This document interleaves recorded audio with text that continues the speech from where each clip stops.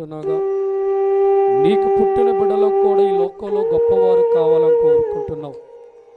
వాళ్ళకు పుట్టిన మనవడు మనవరాలు కూడా గొప్ప స్థానంలో కోరుకుంటున్నావు. అంటే నా అనుకున్న ప్రతి ఒక్కరు కూడా మంచి స్థానంలో ఉండాలి అని కోరుకునే నీకు దేవుడు పలుకుతున్న మాట, నీ దేవుడని యెహోవా మాట శ్రద్ధగా విని మొదటగా మనం దేవుని బట్టి గొప్పవారుగా మారాలన్నా, దేవుని బట్టి ఉన్న స్థానంలో ఉండాలన్నా మొదటగా మనం దేవుడిని ఎలా అనాలంట?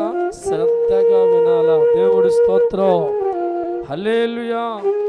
ఒక స్కూల్కి వెళ్తున్న విద్యార్థి గురువు చెప్పే పాఠం మీద శ్రద్ధ లేకపోతే ఎగ్జామ్స్లో జీవితంలో ఫెయిల్ అయిపోతూ ఉంటాడు. మనిషిగా దేవుని బట్టి లోకంలో గొప్పవారు కావాలన్నా, మనుషులుగా మన కుటుంబాలు ఈ లోకంలో గొప్పగా మారాలన్నా, 10 మందికి అన్నం పెట్టే స్థానం మన జీవితాలు ఉండాలన్నా ఆస్వాదించే దేవుడు మాట శ్రద్ధగా వినాలి. రెండోదిగా చూస్తే దేవునికి ఏదైతే చెప్పాడో దైవజనమ ఆజ్ఞ ఏం చేయాలంట? పాటిస్తూ.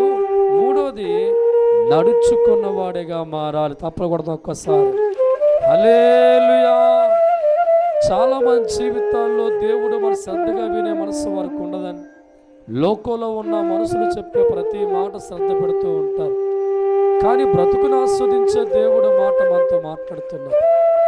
జీవితాలను ఆస్వాదించే దేవుడు మాట మనకు అందిస్తున్నప్పుడు, కుటుంబాలు గొప్పగా మార్చే సర్వాధికారి దేవుడు మాట మనకు అందించబడుతున్నప్పుడు మనస్సుతో దేవుడు మాట శ్రద్ధగా విని ఏ మాట అయితే దేవునితో పంచుకున్నాడో ఆ మాట ఆజ్ఞ పాటిస్తూ నడిచేవాడిగా నువ్వు మారగలిగితే దేవుడు అంటున్నాడు, భూమి మీద ఉన్న అందరికీ నిన్ను గొప్పగా హెచ్చించబోతాను.